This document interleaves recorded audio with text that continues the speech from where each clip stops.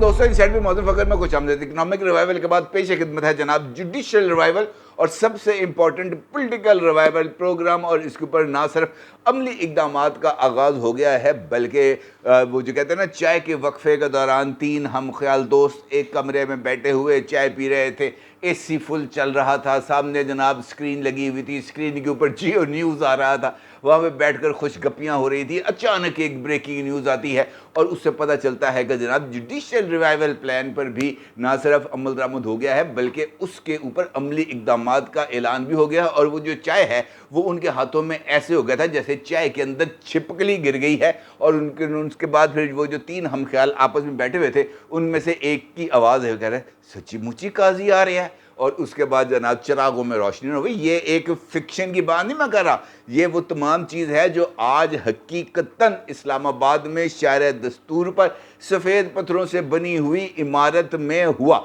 और ये वाक़या जो बयान किया गया है ये मैंने मिनो इन आपकी खिदमत में पेश किया। इसके अंदर ज़रा सा भी ज़ेर ज़बर नहीं है। और ये जिससे मैंने आपसे कहा कि इकोनॉमिक रिवाइवल का प्लान तो हमने कल भी देख लिया था, जहाँ पर फैसिलिटेशन काउंसिल का क़याम अमल में लाया गया। तो खुद chief of army staff general Asim Munir साहब उस फैसिलिटेशन प्लान का एक मेंबर के तौर पर उसमें ना सिर्फ मौजूद हैं बल्कि इदारे की तरफ से उसमें एक मुकम्मल रिप्रेजेंटेशन की जाएगी और उसको मुकम्मल तौर पर देखा भी जाएगा। इसी तरीके से ये जो जुडिशल जिसे हम कह सकते हैं रिवाइवल, ये भी बहुत ज़्यादा ज़रूरी थी क्योंकि जुडिशल रिवाइवल के बगैर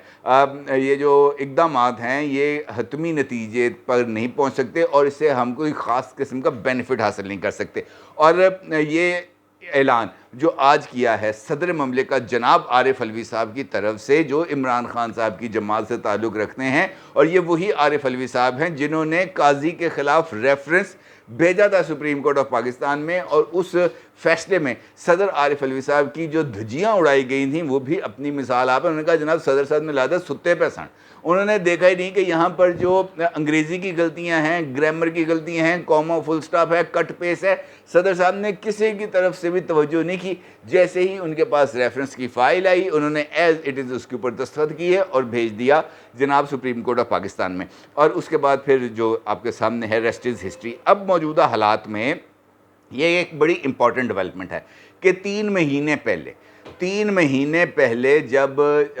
मौजूदा चीफ जस्टिस ऑफ पाकिस्तान की रिटायरमेंट अभी होने में टाइम बाकी है, तो 3 महीने पहले ही जो नेक्स्ट चीफ जस्टिस हैं उनकी अपॉइंटमेंट का ना सिर्फ ऐलान कर दिया गया है बल्कि उसका नोटिफिकेशन भी जारी कर दिया गया है। ये एक बहुत ही बड़ा और बहुत ही खुला और एक बहुत ही वाज़ेह पैगाम है उन तमाम लोगों के लिए जो बंद कमरों के अंदर ना सिर्फ मुलाकातें कर रहे हैं बल्कि मनपसंद लोगों के साथ को बुलाकर अपने चैम्बर में बिठाकर, अपने कमरों में बिठाकर, अपने चाय की प्यालियों के ऊपर बैठकर साजिशें कर रहे हैं। और उनको इस बात का अंदाज़ा नहीं है कि इन साजिशों का अंजाम क्या होगा, या अगर अंदाज़ा भी है तो वो ये सोचते हैं कि जनाब घर जाएंगे पता नहीं रोटी मिलनी है या नहीं मिलनी। इस किस्म की कोई सिचुएशन वहाँ पर यकीनी तौर पर डेवलप हो चुकी है। अब ये वाला जो इक़दाम किया गया ये अपने अंदर ही बहुत ज़्यादा अहमियत का हामिल है। इसकी कुछ और डिटेल्स हैं मेरे पास जो मैं आपके साथ शेयर करूँगा, लेकिन उससे पहले मैं आपको एक पॉलिटिकल रिवाइवल के लिए जो डेवलपमेंट है वो आपकी खिदमत में मेरे लिए पेश करना बहुत ही ज़्यादा ज़रूरी है।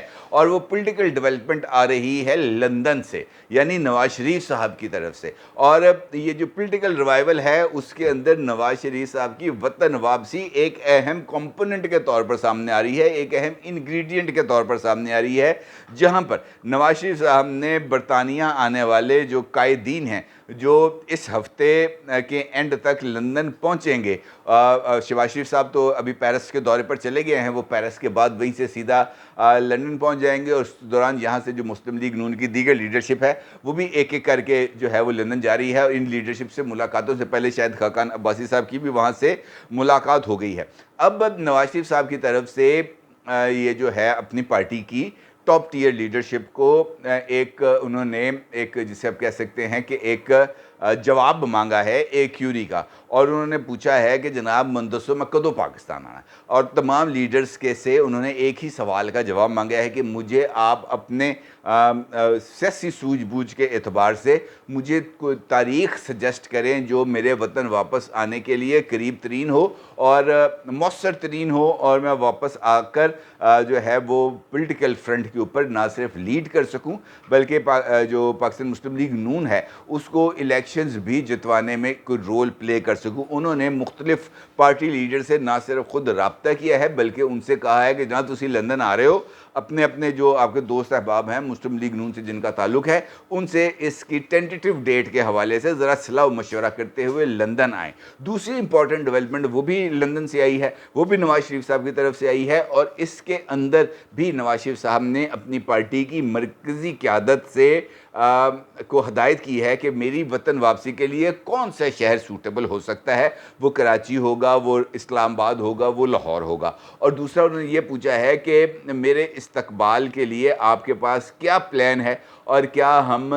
10 لاکھ لوگوں کو میرے استقبال کے لیے متعلقہ شہروں میں نکال سکتے ہیں، اور اگر ایسا ممکن ہے تو یہ کب تک ہو سکتا ہے، ورکرز کو موبلائز کرنے کے لیے آپ کو کتنا وقت درکار ہے، میری استقبالیہ مہم چلانے کے لیے آپ کے پاس کتنا ٹائم فریم آپ کو ریکوائرڈ ہے، وہ بتایا جائے تاکہ اس کے مطابق جو ہے وہ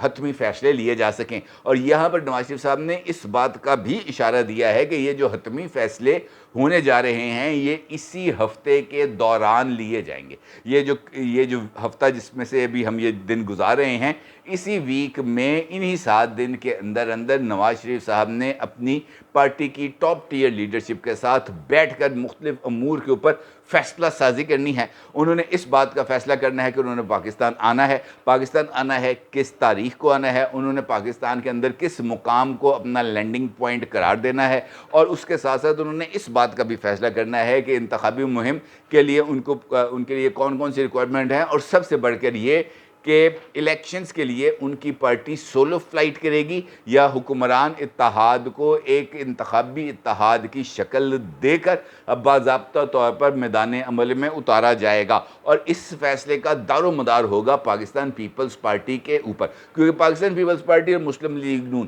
بظاہر تو اس حکمران اتحاد میں موجود ہے، لیکن کچھ اس طرح کے اشارے مل رہے ہیں جیسے پیپلز پارٹی اب اس جہاز سے اترنے کی تیاری کر رہی ہے، کیونکہ یہ جہاز تو اب لنگر انداز ہونے ہی جا رہا ہے۔ اور پیپلز پارٹی کا یہ خیال ہے، ان کا یہ ماننا ہے کہ اگر ہم تھوڑا سا 1 آدھ مہینہ پہلے یا بجٹ کی منظوری کے فوری بعد حکمران اتحاد سے باہر نکل جائیں گے تو شاید ہمیں فیس سیونگ مل جائے گی۔ میرا یہ ماننا ہے کہ چاہے آپ 1 مہینہ پہلے اترے حکمران اتحاد کے جہاز سے یا مقررہ مدت تک ہی اترے حکمران اتحاد کے جہاز سے، فرق کوئی نہیں پڑنے لگا۔ جو خامیاں کوتاہیاں اس نواز شریف صاحب کی جماعت کے حصے میں آنی ہیں، جو جسے ہم کہہ سکتے ہیں جو ان کو اپنے فیصلوں کا خمیازہ بھگتنا پڑنا ہے، ویسا ہی خمیازہ دیگر حکمران اتحاد کی جماعتوں کو بھگتنا پڑنا ہے۔ یہ نہیں ہو سکتا کہ آپ جو کہ وہ کہتے ہیں نا میٹھا ہپ ہپ اور کڑوا تھو تھو، اس طریقے سے یہ نظام چلنے والا نہیں ہے۔ لہٰذا پیپلز پارٹی کی طرف سے اگرچہ اس وقت سر توڑ کوششیں کی جا رہی ہیں، نجم سیٹھی کو پی سی بی سے نکلوانے کا کریڈٹ لیا ہے پیپلز پارٹی نے، اس کے ساتھ ساتھ یہ جو 25 ارب روپے سیلاب زدگان کے پینڈنگ تھے، اسحاق ڈار صاحب نے اس بات کا اعلان کیا کہ جناب یہ میں آپ کو 25 ارب روپے دینے کے لیے تیار ہوں، اور پھر مراد علی شاہ صاحب نے اس بات کی طرف بھی اشارہ کیا کہ جناب اس پر بھی ہم راضی نہیں ہیں، یعنی وہ اس وقت لڑائی پر بظاہر امکان یہ نظر آ رہا ہے کہ لڑائی پر تلے بیٹھے ہیں۔ یہ ایک ایسا سینیریو جہاں پر نواز شریف صاحب کو بہت ہی زیادہ سوچ سمجھ کر فیصلے کرنے کی ضرورت ہے، کیونکہ یہاں پر آتے ساتھ ہی ایک جانب تو ان کو شاید عمران خان کا یا عمران خان کی جماعت کا خطرے کا کوئی اتنا بڑا ان کو شاید سامنا نہ کرنا پڑے، البتہ انہیں اپنے سابق اتحادیوں کی طرف سے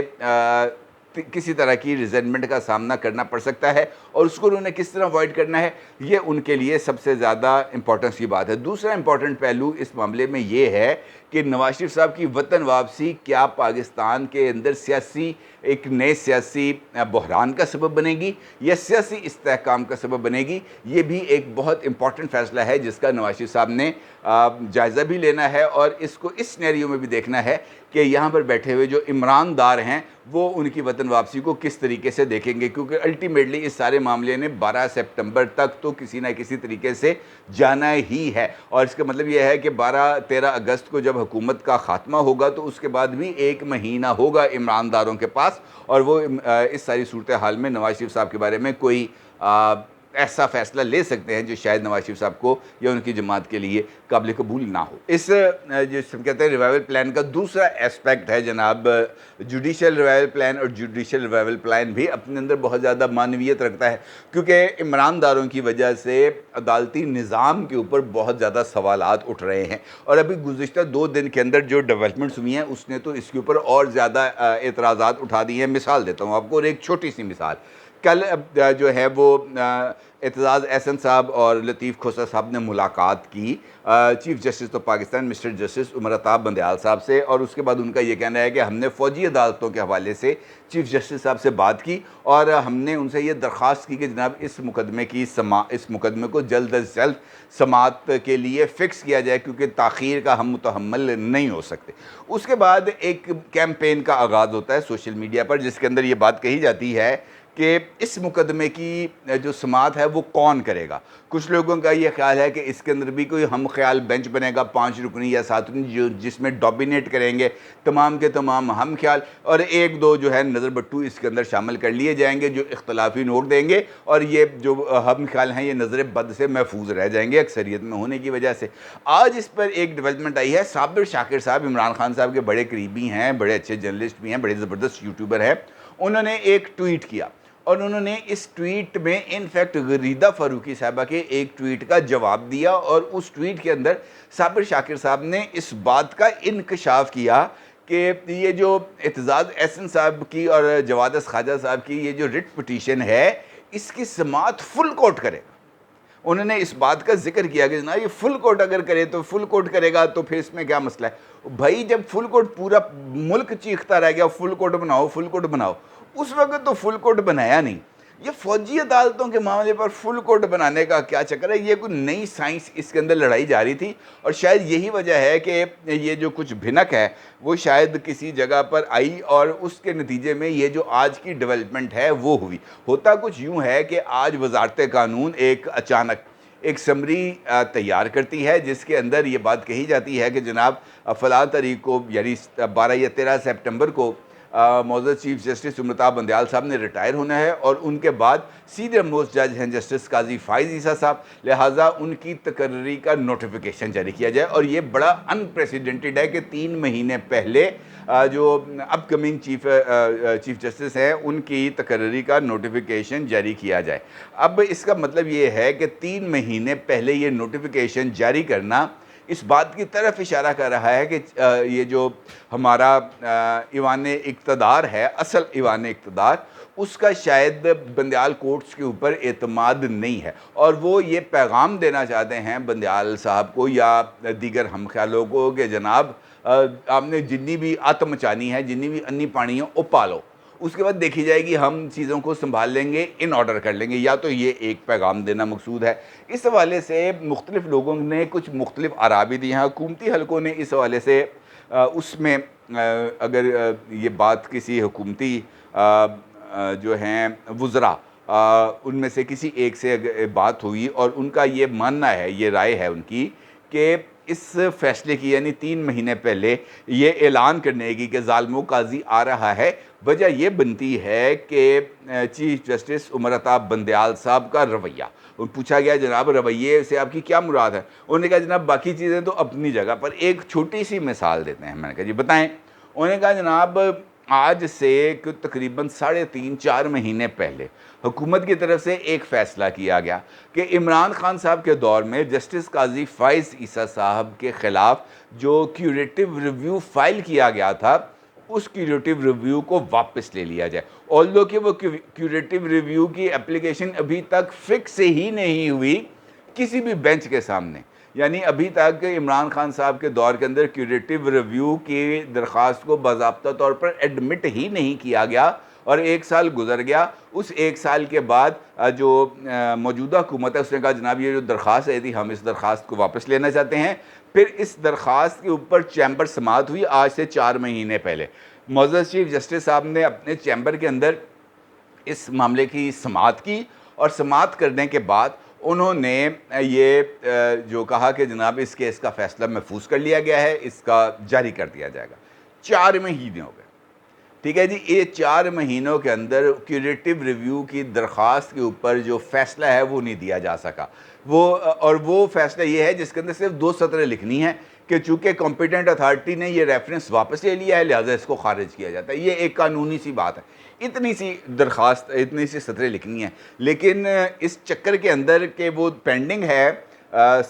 چیف جسٹس صاحب کے پاس، جسٹس قاضی فائز عیسیٰ صاحب کو گزشتہ 9 ہفتوں سے کسی بھی بینچ میں شامل نہیں کیا گیا۔ یہ کیا ان کو سزا دی جا رہی ہے کہ جناب آپ کے خلاف حکومت نے کیوریٹو ریویو واپس لے لیا ہے اور انہوں نے واپس لے لیا تو میں تو کوئی مقدمہ نہیں سنن دینا؟ اس کا مطلب یہ ہے کہ وہاں پر کوئی کھچڑی پک رہی تھی جسٹس قاضی فائز عیسیٰ صاحب کو لے کر، یا ان کو یہ پیغام دینا مقصود تھا کہ آپ بھی ہم خیال ہو جائیں ورنہ آپ کو کسی نہ کسی طریقے سے دیش نکالنا مل سکتا ہے۔ اب حکومت نے یا اصل حکومت نے نہ صرف اس بات کو بھانپ لیا بلکہ ان کے راستے میں رکاوٹ بھی کھڑی کر دی۔ یہ نوٹیفیکیشن جاری کر کے جسٹس قاضی فائز عیسیٰ صاحب اگلے چیف جسٹس ہوں گے۔ اب وہ جو لوگ چائے کا کپ پہ بیٹھے ہوئے تھے آج سارا دن کی عدالتی کارروائی کے بعد، وہ اب منہ دیکھتے رہ گئے، اور ان کے پاس اب کہنے کو کچھ نہیں بچا ماں سوائے اس کے کہ وہ بھی 9 مئی کے واقعات کی طرح کچھ ایک ایسی چیز پلان کریں گے جس سے پاکستان جو اس وقت ریوائول کی طرف جا رہا ہے، چاہے